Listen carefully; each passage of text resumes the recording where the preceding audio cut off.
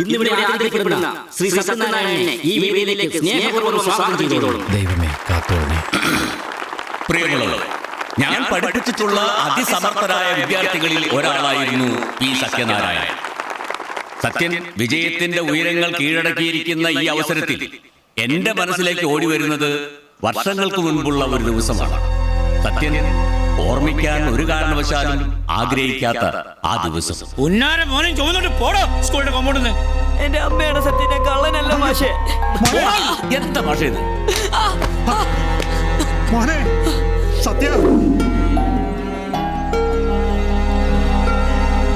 ഒരു 7ാം ക്ലാസ്സുകാരന് സംഭവിച്ച ചെറിയ അബദ്ധമായി അവഗണിച്ച് കളയാമായിരുന്ന തെറ്റിനെ ഊതിപ്പെരിപ്പിച്ച് വലുതാക്കിയത് അന്നത്തെ ഹെഡ് മാഷായിരുന്ന പൊതുവാൾ മാഷിന്റെ ഒറ്റ വാശിയായിരുന്നു. എന്നാൽ സ്വന്തം ചാരത്തിൽ നിന്നും ഉയർന്നു പറക്കുന്ന ഒരു ഫീനിക്സ് പക്ഷിയെ പോലെ നമ്മുടെ മുന്നിലേക്ക് എത്തിയിരിക്കുന്ന ശ്രീ സത്യനാരായണനെ പൂനന്തുരത്തിന്റെ ആദരം നൽകുന്നു ബഹുമാനപ്പെട്ട നമ്മുടെ പഞ്ചായത്ത് പ്രസിഡന്റ്.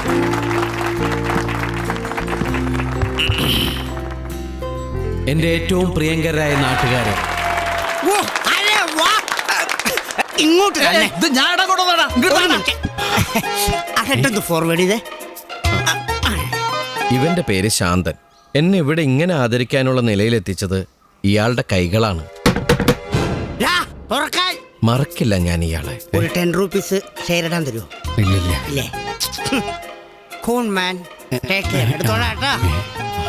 ഗോപിമാഷിന്റെ വാക്കുകൾ കേട്ടപ്പോ 1000 ഓർമ്മകളാണ് എന്റെ മനസ്സിലേക്ക് അലയടിച്ചെത്തിയത്. പൊതുവാൾ മാഷ് സമ്മാനിച്ച കണ്ണീരാണ് എന്റെ ജീവിതത്തിലെ സന്തോഷങ്ങളുടെ മാറ്റുകൂട്ടിയതെന്ന് കരുതാനാണ് എനിക്കിഷ്ടം.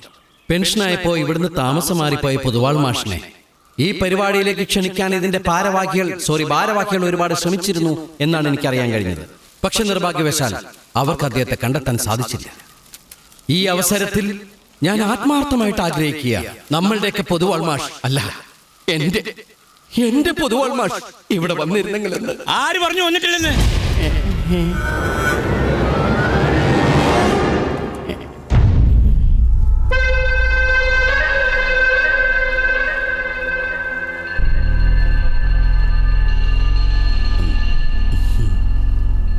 കാക്കക്കൂട്ടിൽ മുട്ടയിടുന്ന കള്ളക്കൊയിലിനെ ആരും ഫീനിക്സ് പക്ഷി എന്ന് വിളിക്കാറില്ല. നിന്നെ പോലത്തെ ഒരു പെരുന്നുണൻ ആരുടെ സത്യം എന്ന് പേരിട്ടത്? പക്ഷേ നിങ്ങളിപ്പോ ഈ കാണിക്കുന്നത് മുഴുവൻ ശുദ്ധ പോക്കറ്റരാട്ടോ. താനൊക്കെ എപ്പോഴും ഈ നുണയം പറയുന്ന വിശ്വസിച്ച് നടക്കല്ലേ? കഷ്ടം. പറയട്ടെ ഗോപി മാഷെ, അതുകൊണ്ട് മാഷിന് എന്തെങ്കിലും സന്തോഷം കിട്ടണമെങ്കിൽ കിട്ടട്ടെ. ഇവന്റെ ഭാവിയിൽ മണ്ണിടാനല്ല, ഇവൻ ഈ കരക്കാരുടെ കണ്ണിൽ മണ്ണെണ്ണൊഴിച്ച് കത്തിക്കാതിരിക്കാനാണ് ഞാൻ വന്നത്. എവിടെ നാടാണ് എം പി എടുത്തത്? അതിപ്പോ അങ്ങനെയൊന്നുമില്ല. പറയട നാട്ടുകാരോട്. ഈ യൂണിവേഴ്സിറ്റി കോളേജ്. ഏത് യൂണിവേഴ്സിറ്റിയുടെ? അത് മഹാരാജാസ്. അങ്ങനെ ഒരു യൂണിവേഴ്സിറ്റി ഇന്ത്യയില്ലല്ലോ. ഈ ഞാൻ ഉദ്ദേശിച്ചത് മഹാത്മാഗാന്ധി യൂണിവേഴ്സിറ്റി അല്ലേ, അതാണ്. ഗാന്ധി യൂണിവേഴ്സിറ്റിയുടെ MBA പരീക്ഷയിൽ നിനക്ക് 1ാം റാങ്ക് കിട്ടി അല്ലേ? 1ാം റാങ്ക് മാറി ഇപ്പൊ 2ാം റാങ്ക്. ഇതല്ല, ഇത് വി ഫോർ വിക്ടറി. അപ്പൊ ഇതാരാ? ഗാന്ധി യൂണിവേഴ്സിറ്റി MBA 1ാം റാങ്ക് കെ കൃഷ്ണകുമാറിനാ. ആണാ? ചിലപ്പോ 2 1/2 റാങ്ക് ഉണ്ടാവും. പൊട്ടിക്കും. നട്ടാൽ മുളക്കാത്ത സൈസ് നുണയാൻ പറയുന്നത്. ഈ തുരുത്തിലേക്കുള്ള മുഴുവൻ പത്രത്തിന്റെയും ഒരു പേജ് സ്വന്തം ഫോട്ടോയും വാർത്തയും വെച്ച് ഇവൻ തന്നെ അച്ചടിപ്പിച്ചതാ. ഇവനൊരു MBA പരീക്ഷയെങ്കിലും എഴുതിയും തെളിയിച്ച ഞാൻ തല മൊട്ടയടിച്ച് പുള്ളിയും കുത്തി കഴുതപ്പുറത്ത് കിടക്കും.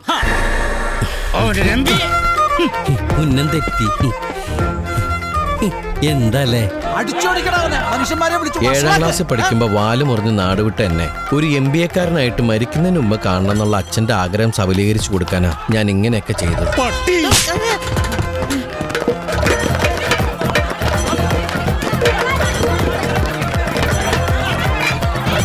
നുണയുടെ മാലപ്പടക്കത്തിന് തീ പിടിക്കുമ്പോൾ 1 2 ഒക്കെ പൊട്ടാതെ ചീറ്റി പോയേക്കാം.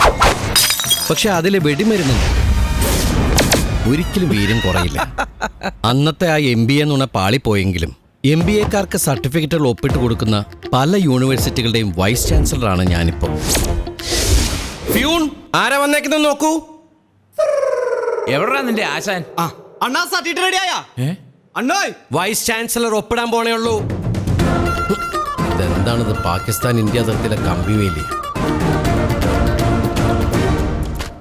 ഹൗ പിടിച്ചു. ഇനി പോലീസ് പിടിക്കേണ്ട നോക്കിക്കോണേ.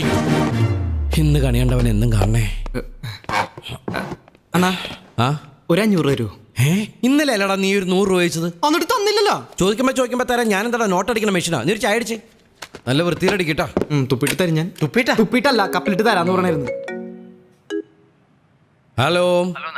ആ സ്പീക്കിംഗ്. പ്രശാന്ത? ഏത് പ്രശാന്ത്? ആ അഞ്ജലിയുടെ ഫ്രണ്ടാ. ആ യാ, ഞാൻ ഓർക്കുന്നു. Tell me. അയ്യോ വേണ്ട, ഇപ്പൊ ഞാൻ ഇങ്ങോട്ട് വന്ന ഞാൻ പുറത്തേക്ക് ഇറങ്ങാൻ നിൽക്കാം. അല്ലല്ല, ഞാൻ 2 മണി വരെ ബിസിയാണ്. ഓക്കെ, ആ അതെ ആണോ? അല്ലല്ല, ഓക്കെ ശരി. എടാ അൻ്റെപ്പാ, ആ അഞ്ജലിയുടെ ഫ്രണ്ട്സ് ഇങ്ങോട്ട് വരണമെന്ന്, ഞാൻ എന്താ ഹെൽപ്പ് ചെയ്യണമെന്നൊക്കെ. അണ്ണന് വേറെ പണിയൊന്നുമില്ല. കുറെ നാളല്ല വാണാല് പോലത്തെ പെണ്ണിന്റെ പുറകെ കിടക്കാൻ തുടങ്ങിയിട്ട്. ഒന്ന് പോവാൻ പറയണ. അഞ്ജലി അവളുടെ ഉടുക്കത്തൊരു ജാടെ. അണ്ണം വിചാരിച്ചതല്ല ബെസ്റ്റാം ക്ലാസ് പെമ്പിളേരെ കിട്ടും നാട്ടിൽ. എന്റെ പുറകെ തന്നെ എത്തണം. അത് കിട്ടും, പക്ഷെ അഞ്ജലി കിട്ടില്ലല്ലോ. അവൾ എന്റെയാടാ. എത്രയോ ജന്മങ്ങളായിട്ട് അവൾ എന്റേതായിരുന്നു എന്നൊരു തോന്നൽ. എന്നാ പിന്നെ ചെയ്തോട്. എടാ, കള്ള സർട്ടിഫിക്കറ്റും വ്യാജസീലും ഉണ്ടാക്കാനല്ല അവർ വരുന്നത്. പിന്നെ എന്തോ റെക്കമെൻഡേഷനാ.